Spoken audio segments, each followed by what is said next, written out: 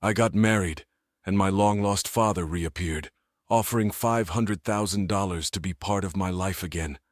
He shared heartbreaking stories from his past and a devastating secret. My estranged father appeared before my wedding, pleading to walk me down the aisle for $500,000. He then revealed he had a severe heart condition and expressed deep remorse for abandoning me.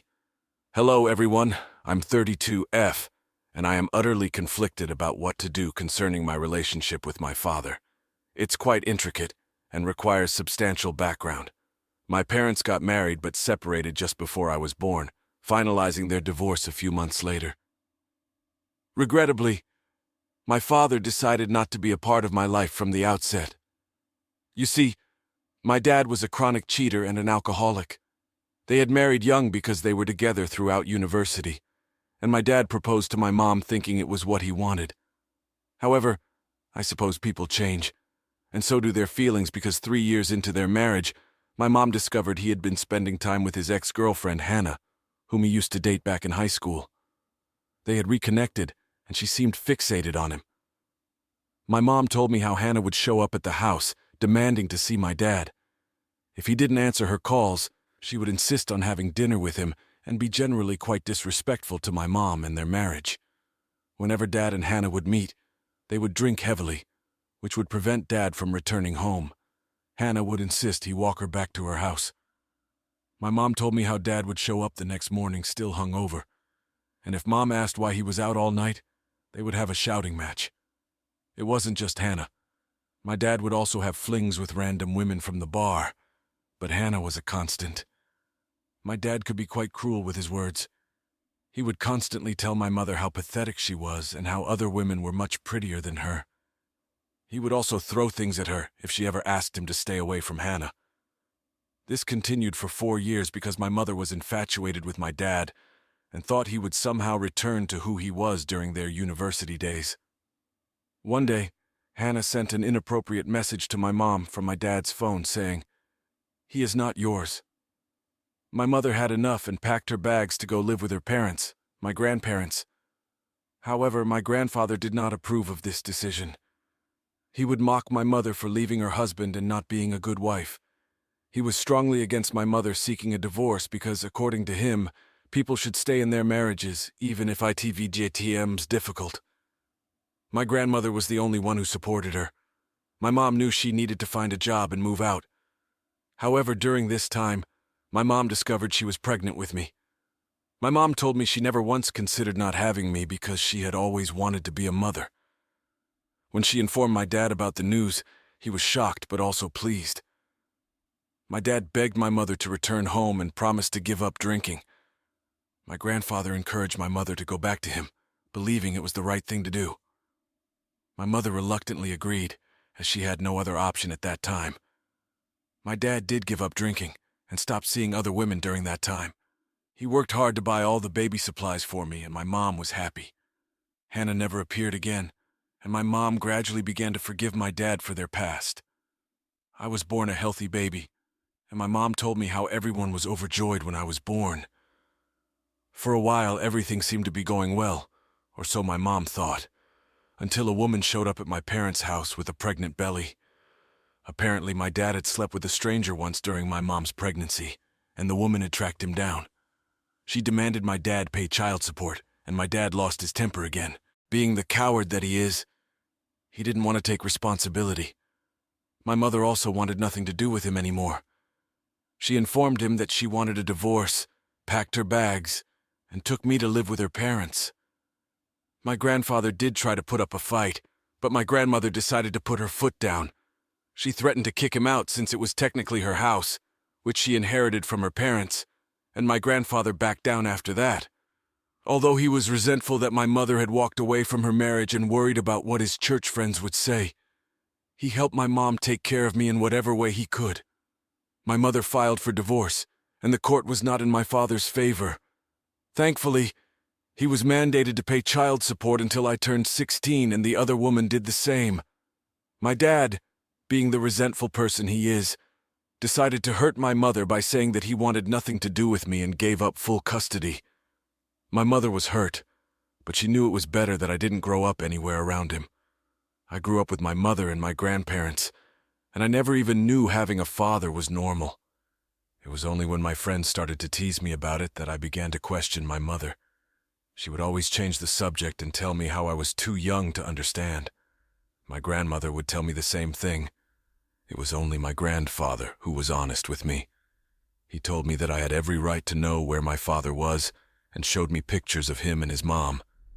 In the pictures, my parents looked so happy. I could finally understand where my curly hair and green eyes came from, since my mother and her side of the family all had straight hair and brown eyes. I felt curious to know more about my dad. As I grew up, I found out more and more about him. I decided to write letters to him and would beg my mother to mail them, but she would refuse. I would then seek help from my grandfather, who would begrudgingly agree. I wrote several letters to my dad but never received a reply. When I was 10 years old, a week before my birthday, I decided to confront my dad. We lived in a small town, and I knew the neighborhood he lived in, even though I didn't know which was his house. I cycled to each and every house around the locality asking for him. In the end, one of his helpful neighbors pointed out his house to me. I was so nervous to ring his doorbell, but I gathered up my courage and thought he would be happy to see me finally. I wanted to show him that he was still my dad no matter what. When he opened the door, he looked like he had been drinking since last night. He stared at me for a few minutes before his eyes widened, and he realized who I was. He immediately looked around and asked what the hell I was doing. My face fell, and I told him timidly that I was here to meet him. I told him how I was going to be 11 soon and wanted to invite him to my birthday party. I told him that none of my friends believed I had a dad, and I wanted him to attend my party. He looked shocked and told me to wait outside for a few seconds. He went inside, got his car keys, then put my cycle in his back seat and asked me to get in. Throughout the drive, he looked angry, and I felt like I had made a grave mistake. He didn't utter a single word, and when we reached my home, he yelled at my mother to come out. My mother ran outside when she saw me standing next to him and asked me if I was okay. My grandparents looked taken aback, seeing my dad as well. My dad continued to berate my mother for allowing me to go and see him and told her, "I don't ever want to see your child in front of my face again." I felt numb, in pain and hurt, as he continued to yell about how he didn't sign up for this and hated seeing how things turned out. Similar, I looked to him. He then drove away as if I meant nothing. I still remember the tears falling down my face. It felt like someone had kicked me in my stomach, and the pain was everywhere. My mother just hugged me and kept crying.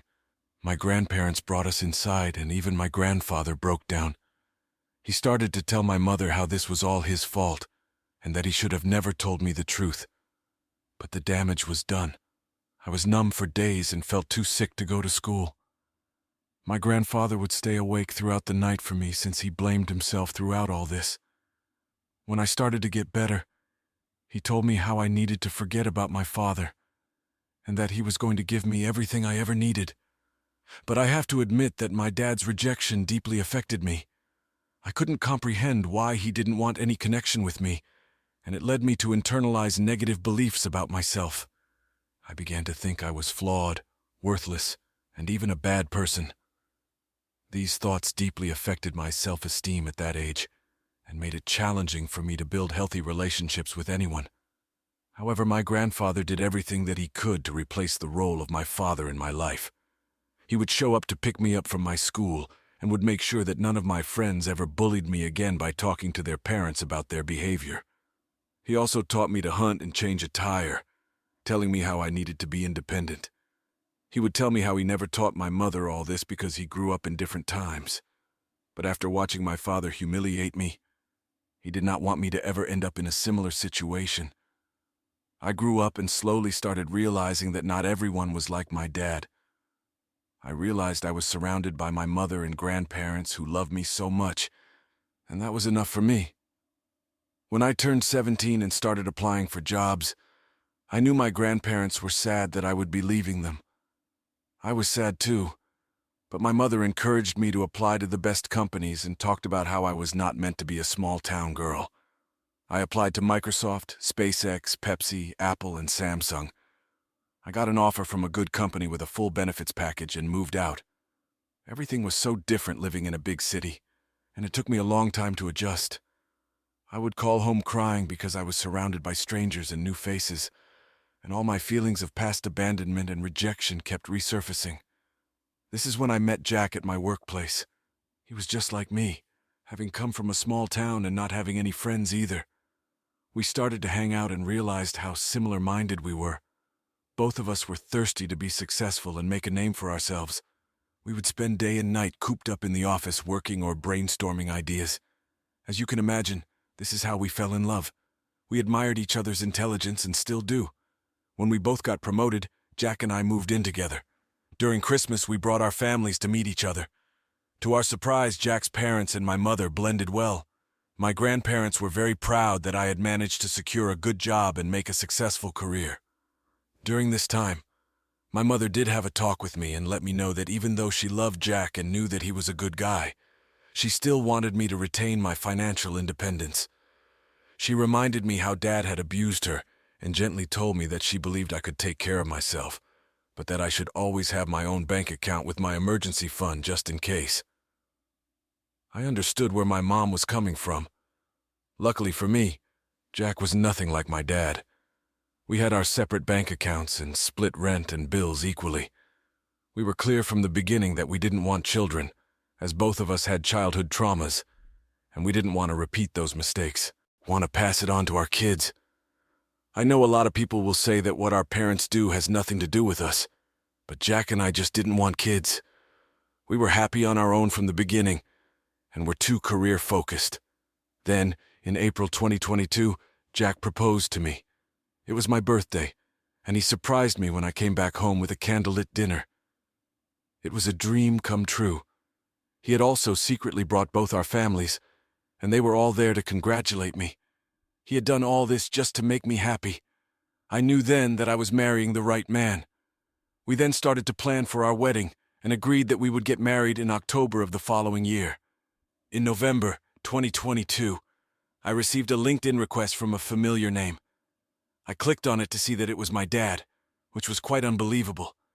I didn't bother accepting his request because I didn't understand why he wanted to be friends with me on social media when he was not even a part of my life. My dad then sent me a message request, and in the message, he had written how he missed me and wanted to talk to me. I ignored them because I wanted nothing to do with him. Then I received a message on my phone from an unknown number, and it was my dad. He wrote me a message saying how he badly wanted to see me and realized what a huge mistake he had made for abandoning me. I showed the message to Jack, and he, like me, agreed that there was no way that my dad was really sorry out of nowhere after all these years. However, he told me that I could hear him out if I wanted. Jack assured me that he would come with me just in case my dad tried to yell at me. I agreed and replied back to my dad. He wanted to meet me, so we set up a meeting. I was really nervous to meet my dad, but I was glad that Jack was there for me. My dad was surprised to see Jack with me, but wasn't rude to him outright. We made small talk here and there, and then my dad eventually asked me about the ring on my finger and if I was married to Jack. I nervously told him that we were engaged and would be getting married in 2 months. My dad's face lit up, and he told me that it was perfect timing for us that he had reached out to me, since he could now walk me down the aisle. I almost gagged when I heard that and turned to look at Jack, who understood exactly how I was feeling. Jack politely told my dad that this was something I needed to decide all on my own, and I could not just forget years of abandonment all in a jiffy. My dad blew up hearing this. He started to scream at Jack, saying that he had no right to come between a father and his daughter, and that I should not let him influence my decision. Watching Jack get disrespected really triggered something in me. All those years of being abandoned by him and resenting him came boiling out. I yelled back at him that he had no right to call himself my father when he had signed off his custody rights to my mother and did nothing except pay child support. He had driven me back to my house and shouted at my mother since I had shown up at his house. My dad tried to defend himself by saying how my mother was not easy to live with and that he was just shocked to see a child standing on his porch. He tried to justify how he was still drunk and regretted the way he behaved in front of me. I asked him then why he had never tried to contact me for all those years I lived in the same town as him, but he had no reply. I reminded him that I had accomplished something in my life all on my own, and Jack was my partner who understood and loved me for who I was, so he had no right to ever raise his voice at him. Dad tried to say how Jack doesn't really understand that this was a private matter between him and me, which just made me laugh. I reminded him that he was the one who had abandoned me, nothing but a sperm donor to me, and I wanted nothing to do with him. He begged me to forgive him, but I walked out with Jack. I did apologize to Jack for how my dad behaved because he seemed really shaken up by everything. Later, my dad sent me several messages saying how I didn't have the whole picture and suggested that we meet privately. I muted his chat so I didn't have to see his messages anymore. I did tell my mother and grandparents about meeting my dad since they had no idea. They were really shocked and a bit pissed that I had even given this a thought. In the end, we all agreed that we would continue to live our lives as usual and stay away from him. In October, Jack and I had our magical wedding. All our families attended and my grandfather walked me down the aisle. My grandfather was crying throughout the wedding and kept saying how proud he was of me. My mother and grandmother also kept giving me hugs as they could not believe how far I had come in my life. Jack and I danced with our families throughout the night, and everyone had a good time. Then we went on our honeymoon for 3 weeks, and it was good for us to take a long break from our work. However, when I returned, I noticed that there were at least 100 messages from my dad. Since his chats had been muted, I didn't notice earlier. I went through the messages and they ranged from seeking sympathy to being pissed that I got married in private and did not invite him. He kept saying how I should have contacted him and how he deserved to be there for me. I guess the word must have gotten around to him since everyone knows everyone in my old town, and my dad found out that my grandfather had walked me down the aisle and was pissed. When I read his messages, I guess he must have noticed that they were all read, so he called me immediately. I picked up the call and he started to tell me how I had betrayed him and that he never thought the day would come when I would treat him this way. I really tried to patiently explain to him yet again that it was not betrayal when he was not my father to begin with. My dad then started to say how he had saved up $500,000 for my wedding and was going to give it to me. I scoffed upon hearing this because I thought that there was no way that this was true.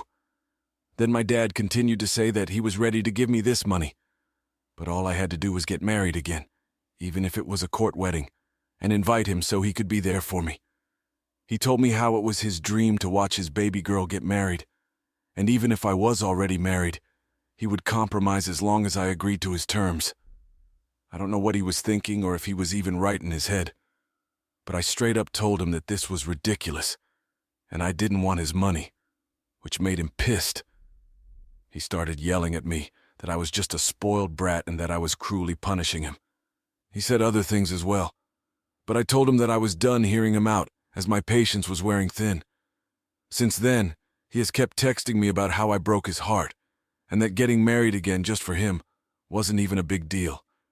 I don't understand what obsession he has about seeing me get married again, and I honestly do not understand if I'm in the wrong for refusing to get married again, even though my dad wants to pay me $500,000. Update. Okay, I've heard everyone out. There are so many comments under my post that it has taken me a while to get through them. First of all, a lot of you have concerns that my dad is probably lying again, which might be true. Also, since I find it extremely hard to believe he has $500,000 and just wants to give it to me without any strings attached, I do agree that his behavior seems extremely suspicious. Have theories that he might be gravely ill and in need of an organ transplant, which terrifies me, because there is no chance I would agree to donate anything to him. I feel like I need to confront him to find out the truth and give both of us some closure, since something definitely seems off, and I want to understand what VDJTMM's really happening. Secondly, many of you are asking about what happened to my dad's other child. Honestly, I have no idea. Unlike my mother, that woman wanted nothing to do with my dad except for the child support. It was a one-time encounter, so they had no interest in each other, VJTM's lives. I don't know if the other child has ever tried to reach out to him, nor do I care. It VJTM's my dad VJTM's problem and his life. He already messed up my life, so I doubt he would do any better with his other kid. Update 2. Well, I finally have an update, and some of you may not like it. I decided to meet my dad this past weekend to sort things out once and for all. He was more than willing to meet. This time I did BDD time bring Jack because I wanted to handle it alone and confront my dad about everything. We met at a cafe and I told him I knew something was up because there was no way he suddenly felt remorseful for everything he did years ago. My dad looked down, ashamed, and admitted I was right. He explained that last year he had been working when he suddenly had a severe headache and collapsed. He was taken to the hospital, where doctors found a tumor in his brain. I won't get into the medical specifics, but they basically told him he didn't have long to live since the tumor was inoperable. After he was injured at work, he received a significant settlement because the company wanted to avoid legal issues, but they also terminated his employment. Since then, he realized all the opportunities he had missed and the people he had alienated in his life. He said his biggest regret was not being there for me. His voice cracked as he shared how he had a tough childhood with an abusive father, which made him think that VDJTM's how fathers behaved. When he met my mom, he thought he could finally be happy, so they got married. However, the stress from work and accumulating bills led him to become like his father, turning to alcohol and smoking. He acknowledged knowing he was becoming a monster, but felt unable to stop and offered no excuses. He told me he gave up custody because he didn't want to risk treating me the way his father had treated him. He was terrified of the anger inside him and couldn't move past it. When he saw me at his door, he wanted to break down and hug me, but he feared letting me back into his life because he knew he would only let me down. He shared that he never started another family or got married, choosing to live in isolation to avoid causing pain to anyone else. He admitted he deserved all the anger and resentment I felt, but he was begging to be part of my life because he had only a few months left and wanted to spend that time with me. He regretted not being a good father and wanted to make amends in the time he had left. I hate to admit it, but I cried. I know some of you will say he was just making excuses, but he is still my father, and this was the first time he had been so honest and open with me. I told him that while I understood his situation, it was still hard for me to forgive him. Reasons. I still could not just allow him to waltz into my life as he pleased. I told him that he might have dreamed of walking me down the aisle during my wedding, but I spent my whole life wanting him to be there for my birthdays, sports events, and graduations, but he never showed up. Dad nodded and admitted that he knew it was all his fault. He then said that regardless of my decision, he had already set up a will. The $500,000 he mentioned, along with his house and car, would be going to me. He told me he was sorry for everything and wished he could go back to his 20s and slap himself for being such a fool. He told me that I should never become someone like him, and that if I ever have children, I should be kind-hearted like my mother. He then took out pictures he had taken of my mother while she was pregnant with me. He had taken pictures of her almost every month, and if my parents' marriage had not failed, it would have looked like a movie. He sat with me and told me the story behind each picture and what my mother was doing at that time. I could hear the pain and regret in his voice as he remembered everything. Seeing those pictures broke my heart again because my parents looked so young and so happy. He told me to take the pictures with me since they rightfully belonged to me. As if this wasn't enough, he then took out an old box, and I was shocked to see all my letters inside. This man had literally saved each and every letter I'd ever written and asked my grandfather to mail. I cried seeing my childish handwriting and the way I had written about missing him and begging him to come back. My dad got teary-eyed too and told me that he read all the letters, and it only made him drink more because he knew he didn't deserve the love I had for him. He informed me that he would not contact me again until I was ready to talk to him, but urged me to get in touch before it was too late for him. When we were leaving the cafe, I don't know what came over me, but I hugged him. He was taken aback, but then warmly hugged me back. Since then, I feel like I have finally gotten all the answers in my life. All those answers I chased for as a child have been given to me now. I now understand why my dad did not want to have a relationship with me, and although his past does not excuse his behavior or his responsibilities as a father, I am glad that he stayed away from me because he knew he didn't want to treat me like his dad treated him. I am grateful that I grew up with warm, loving people like my mother and grandparents who made my life so much easier. I feel like my 10-year-old self can finally rest knowing that it was not my fault for what my dad did. Update 3.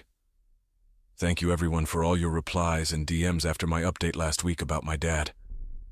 I feel seen and heard after reading some of the messages where others have gone through situations like this. I have talked to my mother, and she agreed with his version of the events, so I guess my dad wasn't lying. My mother was aware of my dad's side of the family and how they treated him throughout his childhood, which is why I was never introduced to his parents. I told my mother how Dad had saved my letters and her pregnancy pictures, and she was surprised as well. She says she will have my back if I decide to talk to my dad, even though she wants nothing to do with him. She understands that he means well now and might have genuine regrets during the last months of his life. To be honest, I have not fully decided yet whether I should continue my relationship with my father or not, but I do feel bad for the guy. Jack agrees with me and has encouraged me to take baby steps, which is exactly what I will be doing. I will take my relationship with my dad one meeting at a time and see how things go from there. I will also be going to therapy to deal with my own issues, as several of you have suggested. You are right, VDJ. I don't want to be like my dad and carry around all the hate and resentment in my heart. I will do better and take care of myself.